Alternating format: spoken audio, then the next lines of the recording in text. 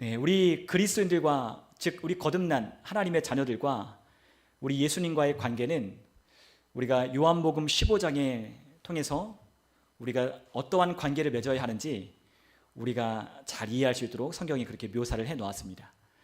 네, 우리가 너무나 잘 알고 있죠. 요한복음 15장에 보면 나는 포도나무고 너희는 가지라 라고 예수님께서 그렇게 말씀하신 것처럼 그리스도인들과 우리 예수님과의 관계는 포도나무와 가지의 관계다라고 그렇게 말씀하셨습니다.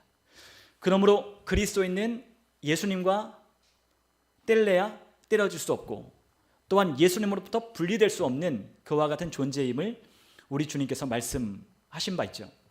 그래서 우리가 온전히 우리 하나님 안에서 우리가 그렇게 하나님이 주시는 은혜를 누리고 또 그리고 우리 하나님과 함께 동행하고 하나님과 함께 기쁨의 삶을 정말로 우리가 살기를 원한다면 우리 예수님과 항상 붙어 있어야 하는 거죠. 그런데 우리가 이와 같은 것을 우리가 나무의 관계를 우리가 함께 살펴본다면 그 나무가 성장하고 나무가 열매를 맺고 나무가 잎이 푸르러 청청하게 그렇게 나무가 자라는 데 있어서는 굉장히 중요한 게 있다는 걸 우리가 발견할 수 있어요. 그것은 무엇이냐면 바로 뿌리가 튼튼해야 한다는 거죠. 저도 6층에 그런 저희 텃밭이 있고 이렇게 화단이 있기 때문에 참 많은 것들을 깨달아요.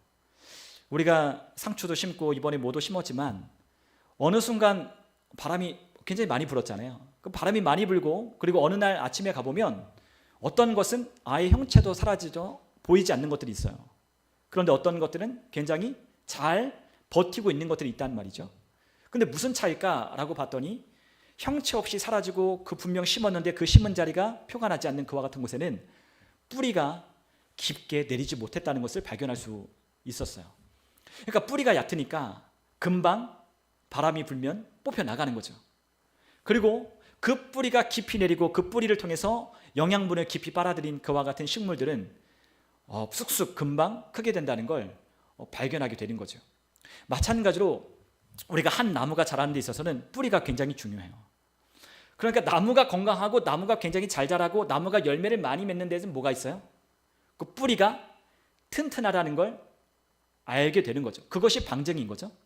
그러니까 뿌리가 튼튼하고 뿌리가 깊이 내려 있고 그 뿌리가 영양분을 잘 흡수하기 때문에 나무가 건강한 거예요. 그런데 이 뿌리와 또한 이 줄기에 붙어 있는 그 우리는 누구겠어요? 예수님께 붙어 있는 하나님의 자녀들이란 말이죠. 그런데 그 나무는 그 뿌리는 상하지도 않고 그 뿌리는 뽑히지도 않고 그 뿌리가 심겨진 그 나무는 언제나 푸르러서 그 나무에 붙어 있는 가지마다 열매를 맺는다라고 우리 주님께서 말씀하여 주셨어요.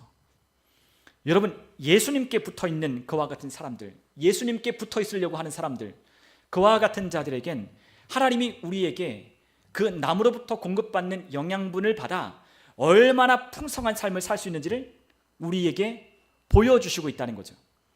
그래서 우리가 이 나무의 성장을 보고 우리가 또한 한 식물의 우리가 성장 과정을 바라볼 때 우리 한 개인이 그리스도인들이 자라고 성장하는 데 있어서는 우리 예수님과 얼마만큼 우리가 붙어 있느냐에 따라서 우리의 삶이 어떠하냐가 결정되는 거예요. 여러분, 그렇기 때문에 우리가 왜 예수님을 통하여 구속을 받고 우리가 또한 왜 예수님께 붙어 있어야 하는지를 우리가 이 성경을 통해 분명히 알아야 한다는 겁니다.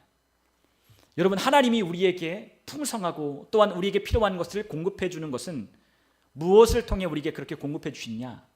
예수님을 통해서 우리에게 공급하여 주시는 거예요. 그러니까 우리에게 그러한 원리를 보여주시는 거예요. 포도나무와 가지와의 관계를 통해서 하나님이 사람의 필요를 어떻게 채워주실까? 사람의 상태를 또한 사람이 성장을 사람이 필요한 데 있는 모든 쓸 것을 어떻게 받을 수 있을까? 그것은 우리 주님을 통해 우리가 그것을 공급받고 그것을 얻는다는 것을 우리에게 가르쳐주고 있다는 거죠. 여러분, 하나님은 그렇기 때문에 우리가 왜 예수님을 통해 구속을 받고 또한 왜 예수님께 우리가 붙어 있어야 되는지를 우리에게 말씀하시기를 원하시는 거예요. 여러분, 우리가 이것을 우리가 생각해 볼 때 우리가 예수님께 붙어 있기 위해서는 우리가 결론이지만 우리가 겸손해야 된다는 걸 하나님이 우리에게 가르쳐 주기를 원하시고 계셔요. 그러니까 우리 예수님께 붙어 있는 예수님 그 포도나무이신 예수님께 붙어 있는 가지가 되기 위해서는 그 예수님께 붙어 있어 풍성한 열매를 맺는 그와 같은 삶이 되기 위해서는 우리에게 뭐가 필요하냐? 겸손이 필요하다는 거예요.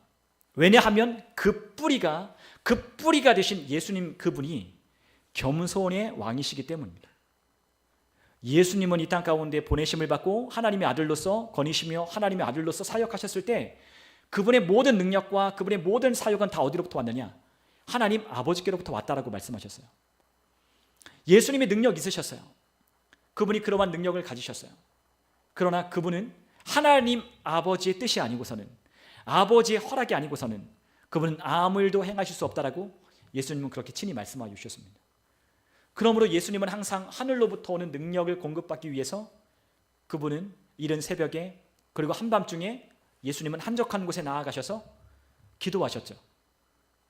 그분은 항상 하나님 아버지와 연결되기 위하여 그분이 주시는 힘을 공급받고 그분의 뜻을 이해하고 분별하여 하나님의 뜻을 행하기 위하여 그분은 항상 하나님의 도우심을 얻는 기도를 그분은 항상 하셨다는 거예요. 예수님은 하나님과 항상 연결되어 있었어요. 그런데 그 예수님의 성품이, 그 예수님이 하신 모든 사역은 어디에 바탕을 두고 있느냐면 겸손에 바탕을 두고 있었다는 거죠. 그분이 하나님께 연결되기 위하여, 그분이 하나님을 잊지 않기 위하여, 그분이 아버지의 뜻과 항상 연결되기 위하여 그분은 무엇이 필요했냐? 하나님 아버지가 필요했어요. 그런데 그 하나님 아버지와 연결되고 그 하나님 아버지께 나아가는 그 모든 것은 다 그분이 겸손하셨기 때문인 거죠. 여러분, 우리에게도 하나님은 그 겸손이 우리에게 필요하다는 걸 말씀해 주시고 계셔요. 그 뿌리 자체가 겸손으로부터 출발했기 때문에 우리 믿는 자를 거듭난 하나님의 자녀들 역시 겸손으로부터 하나님의 은혜를, 하나님의 축복을, 또한 하나님의 능력을 공급받는다는 것을 우리에게 보여주시는 거예요. 여러분, 우리가 성경을 보면 하늘로부터 쫓겨난 그와 같은 천사가 있다는 걸 우리는 배웠어요. 그죠? 하늘로부터 쫓겨난 천사, 타락 천사. 그게 누구죠? 바로 마귀, 사탄이잖아요. 그가 본래는 하나님을 섬기는 그와 같은 자였지만 그러나 하나님 앞에 교만하여 하늘로부터 내어 쫓김을 당했다라고 성경은 기록하고 있어요. 마귀가 쫓겨났던 이유는 다른 것이 아니라 교만 때문에 하늘로부터 쫓겨나게 된 거죠. 마귀가 자기 주의를 잃어버리고 자기가 가진 그 아름다움을 잃어버렸던 그 모든 것에는 바로 이 교만이라고 하는 것에 있었어요. 그렇기 때문에 예수님의 모든 것은 겸손으로부터 출발하지만 마귀의 모든 성품과 모든 역사와 그가 하는 모든 일에는 뭐가 있어요? 교만함이 그 안에 도사리고 있다는 거예요. 여러분, 어떤 사람이 문제를 겪고 있어요. 그리고 어떤 일이 있어요. 그러면 그곳에는 뭐가 있다? 교만함이 있다는 거예요. 왜냐하면 그곳에 누가 있으니까? 그 교만한 마귀가 그 사람을 타락시키고 그 사람을 죄 가운데 유혹으로 넘어뜨리고 또한 그와 하나님과의 관계를 깨뜨려버리기 때문에 그 안에는 항상 뭐가 있냐? 교만함이 있는 거예요. 여러분, 우리 모든 사람의 고통과 모든 사람의 문제와 모든 인간이 사는 모든 세상 속에 이와 같은 고통의 모든 비극이 시작은 어디로부터 시작하냐? 교만함으로부터 시작하는 거예요. 다른 게 아니에요. 왜 사람이 고통을 받고, 왜 사람이 저주를 받고, 왜 사람이 무너지고, 왜 사람이 하나님의 은혜를 받지 못하느냐? 그것엔 다 무엇이 있다? 교만함이 있다는 거죠. 왜냐하면 그 교만한 마귀가 그 안에 역사하고 있기 때문인 거예요. 여러분, 우리는 그렇기 때문에 하나님을 의존하여 살아가야 할 존재들이 하나님을 의존하지 않을 때, 하나님을 떠날 때 우리 모든 인간의 그와 같은 고통은 시작되었다라고 성경은 우리에게 가르쳐 주죠. 여러분, 우리가 창세기 3장에 보면 하나님으로부터 봉급받고 하나님으로부터 은혜를 입는 그와 같은 힘 있는 인간이 하나님을 떠났던 그 사건의 이야기가 창세기 3장에 기록되어 있어요. 우리 한번 창세기 3장에 보면 그곳에 에덴에 하나님이 지으신 들짐승 중 가장 간교한 뱀이 여자에게 다가왔어요. 그렇죠? 우리가 창세기 3장에 보면 뱀, 즉 이 사탄이 여자에게 다가오는 거죠. 그런데 그 뱀이 여자에게 이렇게 물었어요. 하나님이 참으로 너희에게 동산나무의 모든 나무의 열매를 먹지 말라 하시더냐. 3장 1절에 보니까 그렇게 여자에게 다가와 간교한 속임수로 하와를 꼬드기는 거죠. 그런데 여자가 뭐라 해요? 동산나무의 열매를 우리가 먹을 수 있으나 동산 중앙에 있는 나무의 열매는 하나님의 말씀에 너희는 먹지도 말고 만지지도 말라 너희가 죽을까 하노라 하셨다라고 그렇게 정확하게 대답했어요. 그런데 뱀이 거기에서 멈추나요? 아니죠. 이 사탄은, 이 마귀는 우리의 삶을 무너뜨리고 도적질하고 죽이고 멸망시키려 온 자이기 때문에 한 번 우리가 마귀를 대적했다고 해서 마귀가 떠나가고 물러가는 게 아니에요. 마귀는 또 묻습니다. 아니라 너희가 그것을 먹는 날에는 결코 죽지 아니하고 너희 눈이 오히려 밝아져서 하나님과 같이 되어 선악을 알 줄 하나님이 아셨기 때문에 오히려 그것을 금한 것이다 라고 그렇게 이야기를 하는 거죠. 그러니까 누구와의 사이를 이간질하는 거예요? 하나님과 하와의 사이를 누가? 이 마귀가, 이 뱀이 이간질을 하는 거죠. 여러분, 우리가 이 사탄이라고 하는 말은 어떤 뜻이 있냐면 대적하는 자라고 하는 뜻이 있어요. 사탄, 그러니까 하나님을 대적하는 자, 반역하는 자라는 뜻이 있어요. 그런데 이 마귀, 디아블로스라고 하는 이 마귀는 어떤 뜻이냐면 사이를 내는 자라는 뜻이 있어요.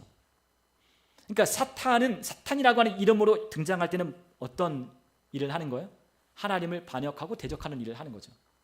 그것이 사탄이 우리 안에 와서 하는 일이에요. 그런데 그 사탄은 또 마귀라고도 하는데 그 마귀는 우리에게 뭘 하냐? 하나님과 우리 사이를 갈라지게 하는 거예요. 사이를 내는 거예요. 그러니까 그 말의 뜻이 뭐냐면 지금 김사정 집사님하고 우리 이지선 집사님이 거기 앉았는데 거기다가 제가 돌을 던지는 거죠. 돌이 이따만한 돌을 갖다 딱 던져요. 그러면 어떻게 되겠어요? 에이, 설마 목사님이 던지는 돌이 그렇게 정확하려고 하고 그냥 우리가 그 자리에 있는 게 아니라 돌을 던지면 어떻게 되겠어요? 우리 집사님하고 이지선 집사님이 싹 갈라지는 거죠. 그런 것처럼 이 마귀가 우리 사이에 돌을 던져서 하나님과 우리 사이를 갈라놓는 거예요. 뭘 던져요? 우리 안에 그 문제를 일으키는 상황, 환경, 또 어떤 사람, 우리 그런 것, 우리가 취약하고 우리가 연약한 것들을 계속 우리의 삶 가운데 가져다 주어서 우리를 어떻게 한다고요? 우리를 하나님과의 사이에서 멀어지도록 하는 거죠. 아, 얘는 이게 약하니까 그걸 던져다 주면 그거에 대하여 우리를 멀어지게 하는 거예요. 그러니까 이 마귀가 하나님을 대적하고 또한 우리와 하나님 사이를 멀어지게 하는 거죠. 무엇으로? 무엇을 가지고요? 항상 하나님의 말씀을 우리가 의심하고 하나님과의 관계를 우리가 의심하도록 마귀는 항상 우리를 유혹하는 거예요.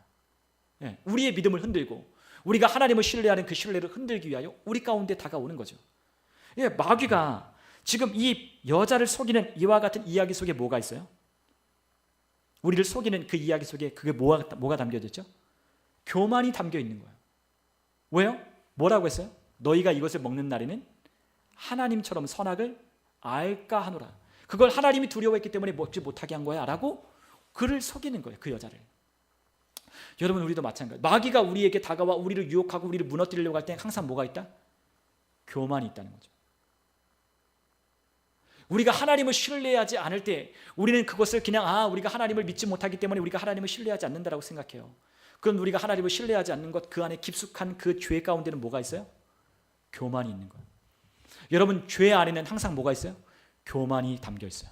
우리가 하나님을 의지하지 않고 우리가 하나님의 뜻대로 행하지 않는 그 모든 것에는 다 교만이 있는 거죠. 내가 하나님 없어도 살 수 있어. 내가 하나님 의지하지 않아도 이 문제는 내가 해결할 수 있어. 내가 하나님이 아니고라도 내가 하나님 앞에 기도하지 않더라도 나는 괜찮아. 나는 내 힘으로 살 수 있어. 그게 바로 죄인 거죠. 모든 우리와 하나님과의 관계를 멀어지게 하고 또한 죄로 인하여 우리의 삶을 고통 가운데 빠뜨리는 모든 것에는 다 이 교만이 있는 거예요. 여러분, 오늘날 모든 이 세상의 모든 비참함과 고생과 고통과 저주가 무엇으로부터 왔다? 교만으로부터 왔다. 네, 교만으로부터 온 거죠. 우리 자신이든 다른 사람이든 우리가 경험하는 이 쓰라리고 이 고통스러운 마치 인생의 쓴자를 마시는 이와 같은 이유는 다 우리 인간이 교만함으로 인한 결과를 우리가 겪는 거예요. 오늘날 세계도 마찬가지죠. 오늘날 전쟁이 있고 기근이 있고 빈부격차가 있고 또한 세상에 많은 전쟁들, 미사일을 터뜨리고 비행기가 날아가고 항공모함이 지나가지 않아도 총성 없는 전쟁들이 일어나고 있어요. 그리고 많은 사회와 많은 나라 속에 많은 어려움과 죄와 그와 같은 죄로 말미암는 어둠들이 도사리고 있어요. 그런데 그 안에 다 뭐가 있어요? 이기적인 교만한 마음, 욕심, 탐심, 그와 같은 것들이 다 그 안에 들어 있는 거죠. 모든 인간의 상처, 쓴뿌리, 고통, 다 모든 것들은 다 이 마귀가 일으키고 있는 이 교만함 때문에 우리가 겪는 거예요. 여러분, 그렇기 때문에 우리가 구속받고 우리가 구원을 받아야 하는 이유는 무엇 때문이냐? 바로 이 교만함 때문에 우리가 구원을 받아야 돼요. 여러분, 왜 사람이 하나님 앞에 나오지 않느냐? 교만하기 때문에 하나님 앞에 나오지 않는 거예요. 다른 것 때문에 나오지 않는 게 아니라 하나님이 없어도 된다라고 생각하기 때문에 그들이 나오지 않는 거예요. 우리가 정말로 사랑하고 우리가 안타깝게 기도하고 있는 그 영혼들 있잖아요. 근데 그들이 왜 그의 고집을 꺾지 않고 안 나오냐? 교만하기 때문에 안 나오는 거죠. 모든 사람이 다 그래요. 교만하기 때문에 하나님이 필요 없는 거예요. 하나님이라고 하는 그 존재가 나에게 필요가 없는 거죠. 그렇기 때문에 하나님에 관한 이야기를 듣고 예수님의 그 구원에 관한 이야기를 들어도 그냥 콧방귀 뀌듯 그냥 지나가는 소리로 듣는 거예요. 여러분, 그러나 우리가 구속받을 이유는 무엇 때문이다? 이 교만으로부터 말미암는 우리 인생의 고통이, 인생의 그런 쓴뿌리가 우리 가운데서 구원받기 위하여 우리가 이 구속의 은혜가 필요한 거죠.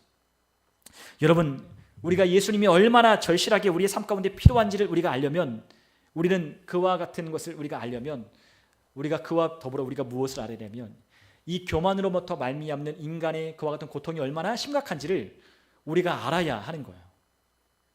우리 자녀들도 마찬가지. 우리 자녀들도 말하면 말 튀게 안 듣는 애도 있고 말 잘 듣는 애들이 있어요. 근데 말 더럽게 안 듣는 애들 왜 안 듣느냐? 교만하기 때문에 안 듣는 거예요. 저도 그랬죠. 저도 그랬고 여러분들도 아마 어렸을 때 그랬을 거예요. 우리가 성장하면서 부모님의 말을 더럽게 안 들어요. 부모님의 말을 진짜 안 들어요. 왜 안 듣느냐?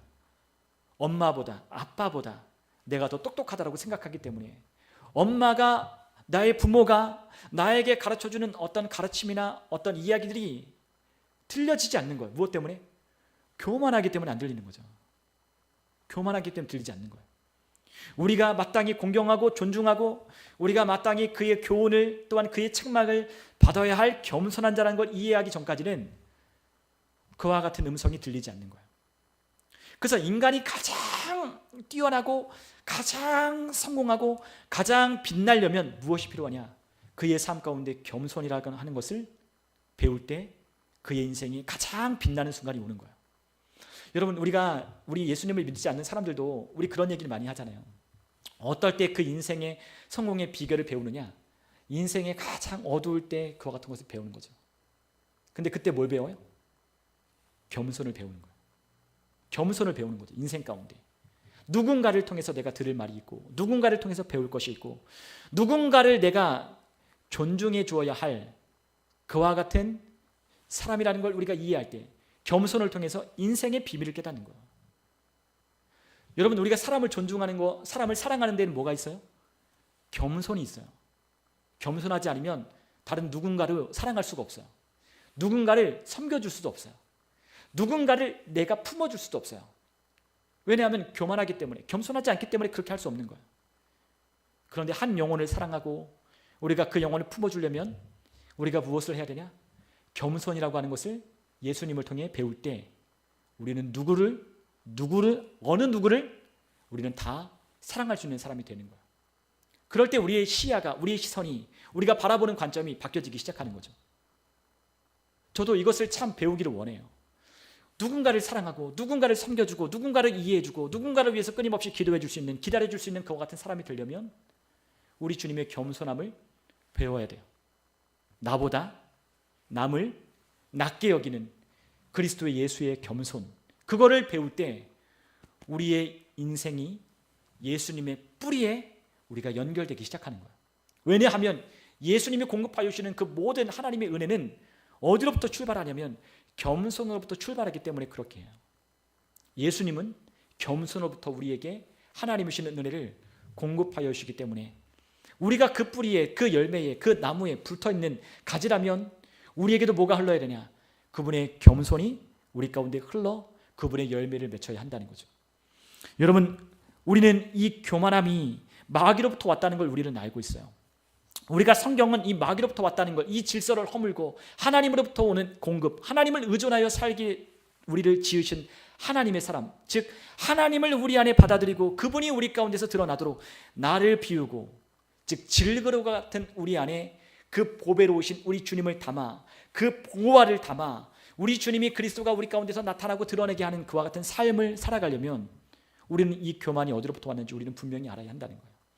여러분, 우리가 이사야서 14장에 보면 우리가 이 마귀가 어떤 자인지 우리에게 성경은 잘 말씀해 주고 있어요. 우리가 이사야서 한번 14장으로 한번 가보도록 하겠습니다. 이사야서 14장 12절로부터 14절까지 우리가 다 읽으면 좋겠지만 우리가 12절로부터 14절까지만 함께 읽겠습니다. 함께 읽겠습니다. 너 아침의 아들 계명성이여 어찌 그리 하늘에서 떨어졌으며 너 열국을 엎은 자여 어찌 그리 땅에 찍혔는고 내가 내 마음에 이르기를 내가 하늘에 올라 하나님의 뭇별 위에 내 자리를 높이리라. 내가 북극 지폐의 산 위에 앉으리라. 가장 높은 구름에 올라가 지극히 높은 이와 같아지리라 하는도다. 아멘. 자, 12절에 너 아침의 아들, 우리가 정확히 이야기하면 계명성이 아니라 루시퍼라고 돼 있어요. 루시퍼. 우리가 킹제임스 성경에 보면 그 사탄, 이 마귀의 이름이 루시퍼라고 우리에게 분명히 알려줘요. 이건 뭐 여담이지만, 이거는 뭐 추가로 얘기 드리는 거지만, 계명성이라고 하는 건 우리가 샛별, 금성을 이야기해요. 우리가 새벽녘에 하늘에 밝게 빛나는 별이 있어요.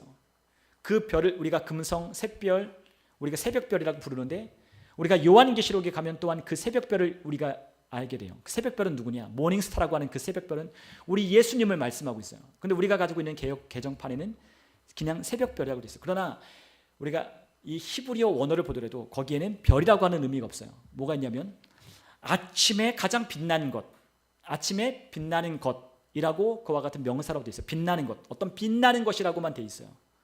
계명성, 우리가 새벽별, 금성이라고 칭하지 않았어요. 어쨌든 그거는 뒤로 하고, 어쨌든 이 아침의 아들, 그 아침으로부터 밝게 떠오르는 어떠한 밝은 것이 있는데, 하나님으로부터 밝아오는, 하나님의 영광을 힘입어 하나님을 찬양하고 하나님이 지으신, 하나님을 노래하는, 하나님을 경외하는 그와 같은 존재로 지은 이 밝은 것의 이름이 무엇이냐면 루시퍼라고 되어 있어요. 그런데 이 루시퍼가 뭐예요? 뭐 하고 있어요? 하늘에서 떨어졌다라고 그렇게 기록하고 있어요. 근데 그가 뭘 소리를 했죠? 열국을, 모든 나라를 뒤엎고 그리고 땅에 찍혀진 자라고 했어요. 근데 그가 뭐라냐? 마음에 이르기를 내가 하늘에 올라 하나님의 뭇별 위에 내가 자리를 높이리라. 내가 북극 지폐의 산 위에 앉으리라. 그러니까 그 우리가 여러분 가장 찬란하게 빛나는 그와 같은 움직이지 않는 것처럼 보이는 별이 있어요. 그게 뭐냐면 북극성이에요. 우리가 어디에 있든 어느 곳에 있든 항상 우리가 하늘을 바라보면 항상 뭐가 있어요? 북극성. 그래서 그 북극성을 우리가 뭘로 보냐면, 우리가 길을 잃었을 때 우리가 북극성을 바라보면 우리가 어디로 가요? 북쪽으로 가는 거죠. 그게 항상 빛나고 있어요. 근데 그 북극 지폐 위에 누가 계셔요? 그 하늘 위에 하나님의 보좌가 있다라고 하셨어요. 여러분, 그런데 그 위에 누가 자기 자리를 높인대요?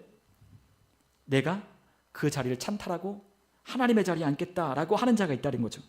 가장 높은 구름에 올라가 지극히 높은 이와 같아지리라 하는도다. 이 마귀가 하늘로부터 쫓겨나고 또한 그 하늘의 지위를 잃어버리게 된 이유가 무엇 때문이다? 교만함 때문이라는 걸 우리에게 보여주는 거죠.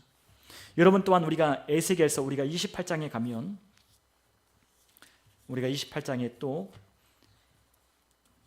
이 마귀에 관한 이야기가 있어요.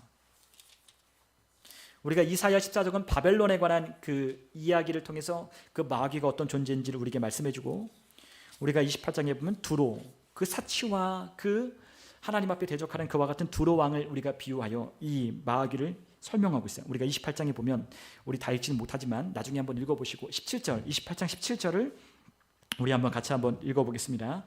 내가 아름다움으로 마음이 교만하였으며 내가 영화로움으로 내 지혜를 더럽혔으며 내가 너를 땅에 던져 왕들 앞에 두어 그들의 구경거리가 되게 하였도다.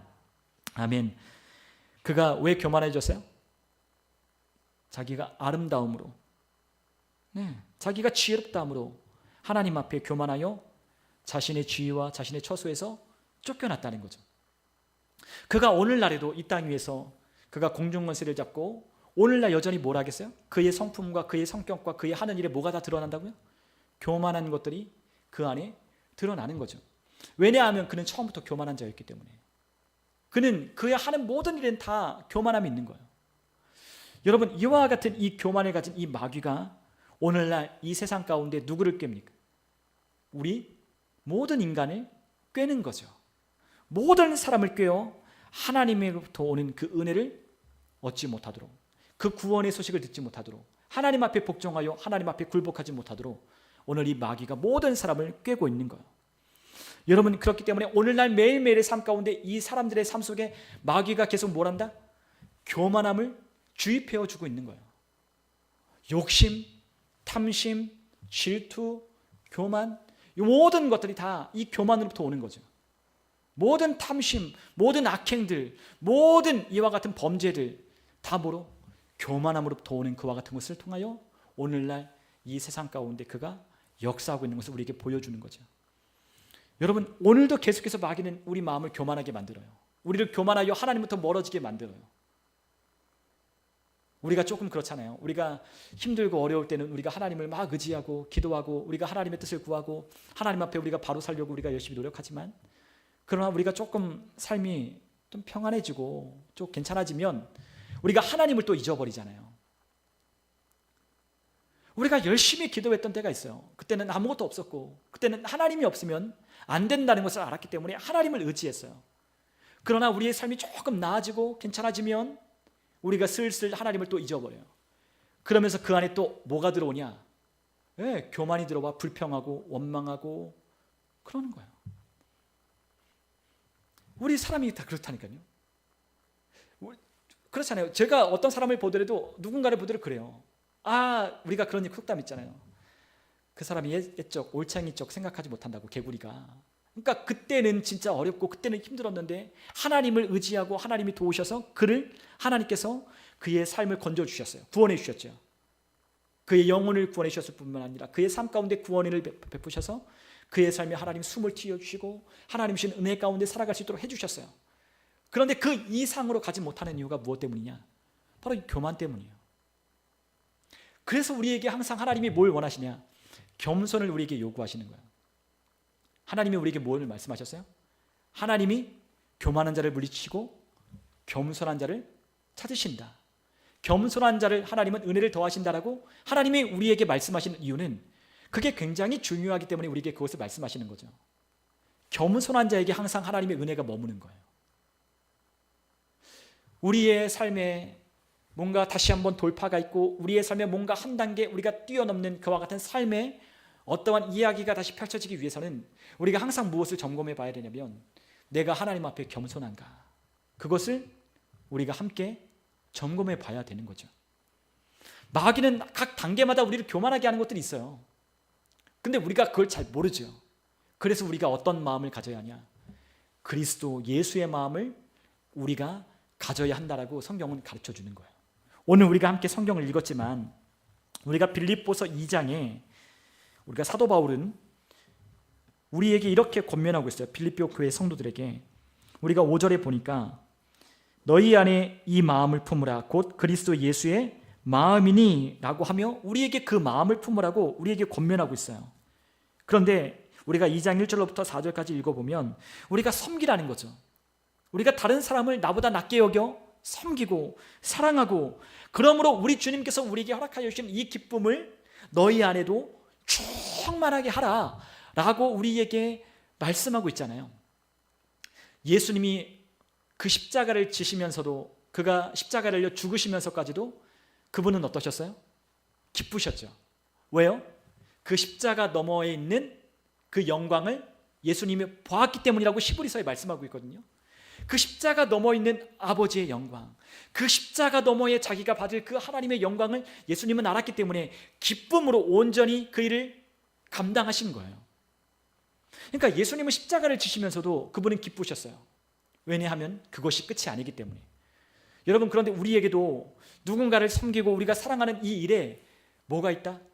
우리 주님의 기쁨이 그와 같은 섬기는, 사랑하는, 나보다 남을 낮게 여기는 그와 같은 마음은 같이 하는 그와 같은 공동체와 그와 같은 삶 속에 우리 주님의 기쁨이 그 안에 충만하다라고 말씀하셨어요. 누구처럼? 우리 예수님처럼. 그래서 이 마음을 너희도 품으라고 우리에게 가르치고 있는 거죠.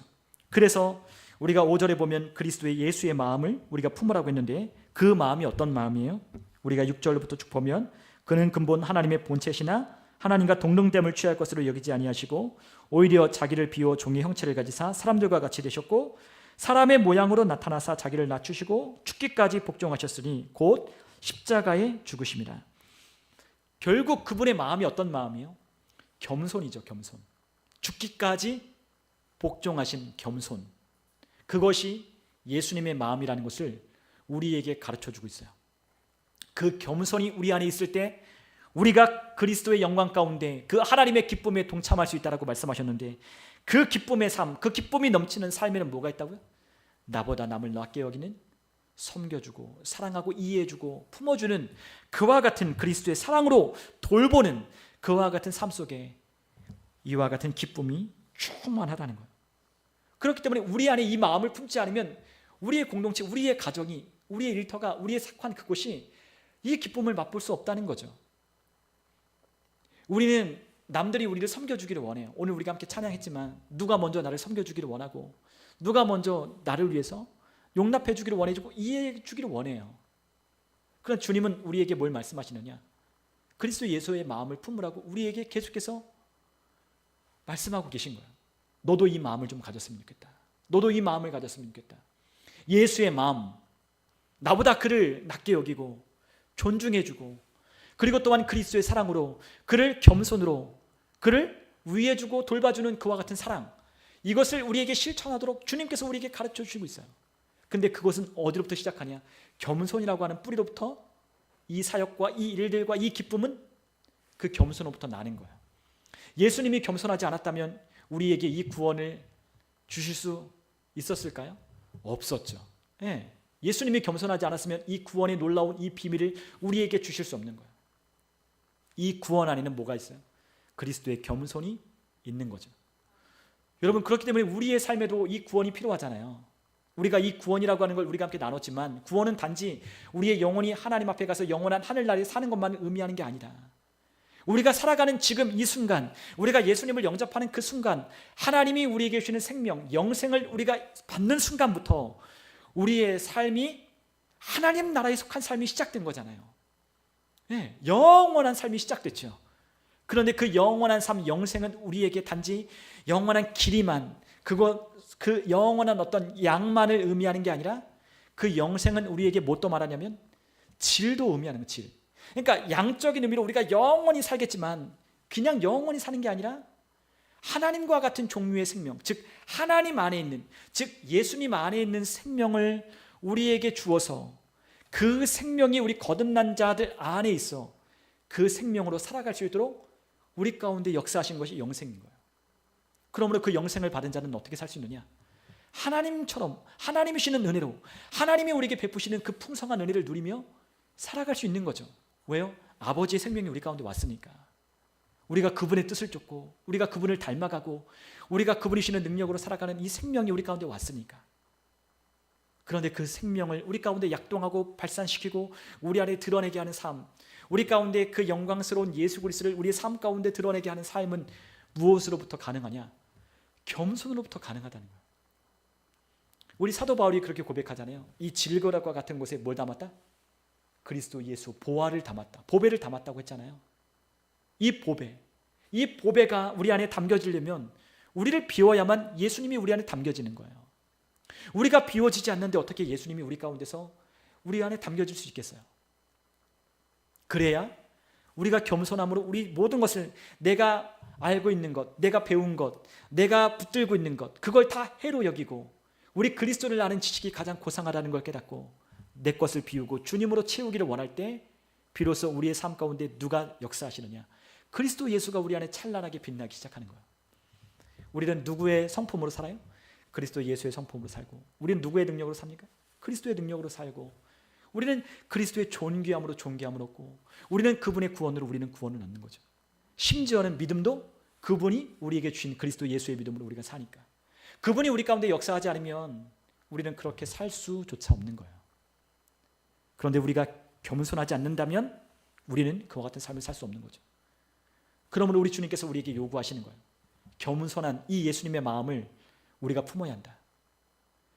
여러분, 이 겸손이라는 걸 우리가 생각하며 인식할 때마다 제가 그걸 느끼는 거예요. 우리 주님을 더 갈구하게 되더라고요. 내가 겸손해야 된다는 걸 인식하고 나를 비우고 내가 겸손해져야 된다는 것을 하나님 앞에 내가 인식하면 인식할수록 우리 주님이 더 필요하더라고요. 그리고 그분이 내 안에서 더 능력으로 드러나게 되는 것을 여러분과 제가 경험하는 바예요. 여러분, 우리가 겸손해지면 우리가 약한 것이 아니에요. 우리가 겸손해지면 우리가 도리어 강해져요. 사도 바울이 고백했잖아요. 내가 약할 때 곧 강함이라. 우리가 약한 데서 우리가 온전하여진다.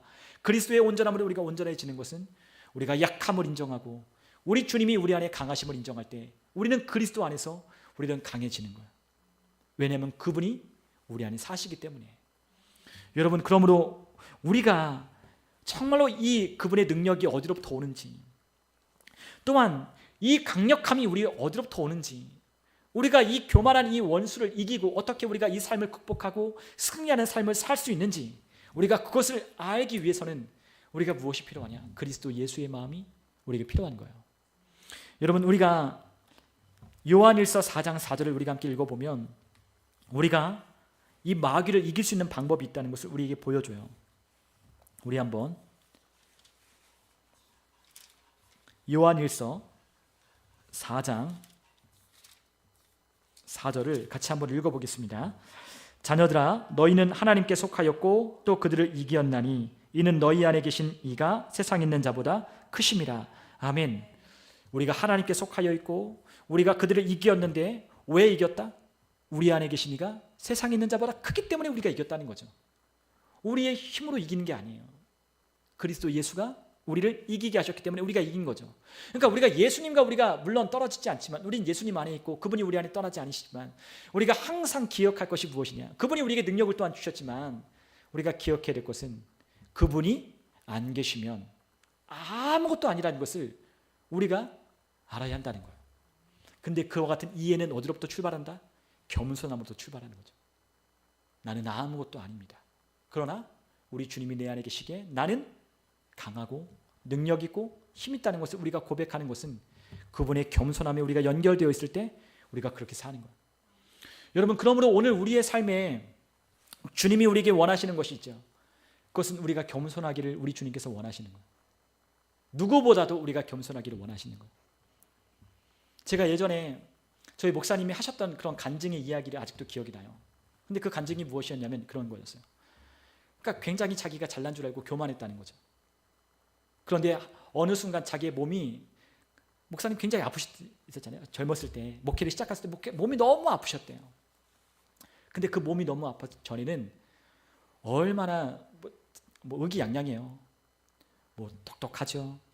그리고 직장에서 아주 그냥 에이스죠. 직장에서, 물론 진짜 에이스죠. 직장에서 자기 혼자 막 직장의 그 무역회사에 많은 일감들을 가져다주고 거기서 승승장구하고 회사를 거의 혼자 먹여 살리시다시피 진짜 돈도 많이 벌고 남들로부터 알아주고 정말로 자기가 똑똑한 줄 알고 그렇게 살았는데, 그리고 그렇게 목회를 했고 그렇게 했지만 몸이 아파 보니 그걸 깨닫다고 고백하는 거예요. 겸손함이 무엇인지를 몸이 아프고 나서야 깨달았다는 거예요. 그래서 그때서야 하나님 앞에 가서 기도를 하는 거죠. 하나님 앞에 기도를 하고 이 고통스러운 이 몸의 통증을 없애달라고 하나님 앞에 부르짖어 가면서 몇 날 며칠을 그렇게 수십 일을 그렇게 기도할 때 하나님이 그분을 고쳐주신다. 그러면서 우리 집사님이 기억나실지 모르겠어요. 삼각산에 올라가서 목사님이 기도하셨는데 갑자기 목사님께 그 환상 중에 뭐가 보이면서 그랬다는 거죠. 양파 껍질 같은 게 딱 양파가 있는데 양파를 까도 뭐가 있더라? 나의 교만함과 나의 죄들이 얼마나 많은지 주님께서 보여주시더라는 거예요. 그러니까 나는 이 정도만 하면 남들보다 괜찮고, 내가 이 정도 기도하고 내가 이 정도 하나님 앞에 충성하면 내가 그래도 괜찮지라고 생각했던 게, 하나님 앞에서 몸이 아프고 고통스러운 그 날들을 보내며 기도할 때 하나님이 그걸 보여주시더라는 거예요. 까도 양파처럼 자신이 하나님 앞에 교만했던 것이 얼마나 많았는지를 하나님이 보여주시더라고요. 여러분, 우리를 하나님께서, 그렇기 때문에 우리를 어떻게 하시느냐? 하나님이 교만한 자를 낮추시는 거예요. 하나님이 우리를 왜 그렇게 내버려 두시고 왜 우리를 간섭하지 않고 왜 우리를 도와주지 않는 것처럼 우리가 느끼느냐? 하나님이 우리를 안 도와주고 싶어서, 하나님이 그 능력이 없어서가 아니죠. 무엇 때문이에요? 우리의 교만 때문에 하나님이 우리를 도우실 수 없는 거예요. 그분이 우리가 낮아질 때까지 기다리는 거예요. 우리가 물에 빠진 사람을 우리가 건져내려면 그 사람이 진짜 물속에서 막 허둥허둥하면 다 이렇게 할 때는 우리가 섣불리 들어두면 그 사람도 위험하대요. 그런데 어떻게 해요? 그 사람이 거의 뭐 그냥 실신할처럼 그냥 빠졌을 때, 그때 가면 몸에 힘이 다 빠졌기 때문에 그냥 건져내는 거죠. 그런데 몸이 힘이 있고 잔뜩 들어가면 우리 사람이 그 사람을 구원으로 던졌을 때 그를 붙잡고 놓아주지 않으니까 어떻게 할 수가 없는 거예요. 여러분, 그런 것처럼 우리 인생도 그래요. 우리 주님께서 신명기에 우리 주님께서 그 말씀을 하셨잖아요. 우리를 광야 가운데로 하나님께서 우리를 그렇게 인도하신 이유는 무엇 때문이다? 우리를 낮추시려고. 하나님이 광야로 우리를 인도하셨다잖아요. 네, 광야로 우리를 인도하여 주셨어요. 왜요? 우리를 낮추려고. 그리고 사람이 빵으로만 사는 것이 아니라 하나님 입에서만 나오는 그와 같은 말씀으로 산다는 걸 가르치기 위하여 우리를 낮추시는 거죠. 여러분, 우리가 하나님이 우리에게 말씀하셨어요. 인자야. 우리가 인자에게 구하는 것, 하나님이 우리에게 원하시는 것, 그것이 무엇이냐? 우리가 겸손히 우리 주님과 함께 행하는 것이라고 우리 주님께서 가르쳐 주셨어요. 우리 주님께서 원하시는 것이 무엇이다? 겸손함으로 주님과 함께 걷는 것, 함께 동행하는 것, 그거를 우리 주님께서 원하신대요. 우리 주님과 동행하려면 겸손함이 필요해요. 우리 주님과 함께 걸으려면 겸손함이 있어야 주님과 걷는 거예요. 우리 자녀들이 크고 성장하면 부모님이랑 잘 다니지 않으려고 하죠. 뭔가를 꾸중하면 들지 않으려고 해요. 그런데 우리가 살아오면서 우리가 겪는 것, 살아오면서 우리가 인생의 놀라운 그와 같은 원리를 깨닫는 것 중에 하나는, 우리가 주일도 함께 나누겠지만 하나님이 정한 말씀, 그 말씀이 우리에게 살아가는 원리를 정확하게 보여주고 있는 거예요. 우리 자녀들은 부모에게 순종하고 공경해야 돼요. 그죠? 우리 하나님께서 우리에게 명하셨어요. 자녀들아, 주 안에서 부모에게 공경하라. 그리하면 내가 땅에서 잘 되고 장수하리라. 우리에게 가르쳐 주신 대로 하나님이 우리에게 말씀하시는 원리가 있어요. 그런데 그 원리를 따라 살지 않으면 우리 삶에 하나님의 은혜가 우리 가운데 미칠 수가 없는 거예요. 거기에 뭐가 필요해요? 겸손이 필요하죠. 겸손해야 들리기 시작하는 거예요. 겸손해야 내가 다른 사람의 귀를 기울이기 시작하는 거예요. 여러분, 하나님은 오늘 예수님을 통해서 그분의 삶 전체가 다 겸손이심을 우리에게 보여주시고 있어요. 그분이 이 땅에 낮고 낮은 이 천한 이 땅에 육신의 몸을 입고 오신 것도 그분이 겸손 때문이었고, 그분이 사역하신 이 모든 것도 다 그분의 겸손 때문이었고, 그분이 그 사역을 마치시고 십자가를 달려 죽으실 때도 그분의 겸손 때문에 십자가를 달려 죽으시고, 그분이 부활하셔서 그분이 하나님 아버지께서 그를 지극히 높여 모든 사람 위에 뛰어난 이름을 쌓아 하나님 보좌 앞에 앉으신 것도 그분의 겸손 때문이었어요. 오늘 우리에게 주님은 그 겸손을 우리가 가지라고 우리에게 말씀하십니다. 성경 어디에도 그리스도의 마음을 가지라고 하는 그것을 우리에게 가르쳐 준 데가 없어요. 근데 그 마음을 우리에게 가지래요. 그 마음을 가지래요. 그 마음이 어떤 마음이다? 겸손한 마음. 주님의 마음은 겸손의 마음이에요. 우리는 예수님의 마음을 가졌어요. 우리 안에 이미 그분의 마음이 있어요. 근데 그 마음이 우리 안에서 발동되고 격동되고 그것이 우리의 삶 가운데 발산되기 위해서는 뭐가 필요하다? 겸손이 필요하다. 그분의 마음은 겸손이기 때문에 오늘 저와 여러분들이 우리 주님의 그 겸손을 배워 우리 주님 앞에 높이 쓰임받고 귀하게 쓰임받는 저와 여러분들 되셨으면 좋겠어요. 오늘 우리의 삶에 문제가 있다면, 오늘도 우리의 삶에 뭔가 잘 되지 않는 것이 있다면 다시금 한번 우리 자신을 돌아보며, 주님, 제가 당신의 마음인 겸손을 배우기를 원합니다. 겸손을 허락하여 주옵소서. 더 낮아지기를 원합니다. 내가 주님을 더 알아가게 해달라고 함께 기도하는 저와 여러분들 다 되시기를 주님의 이름으로 축원합니다. 우리 함께 이 시간 기도하겠습니다.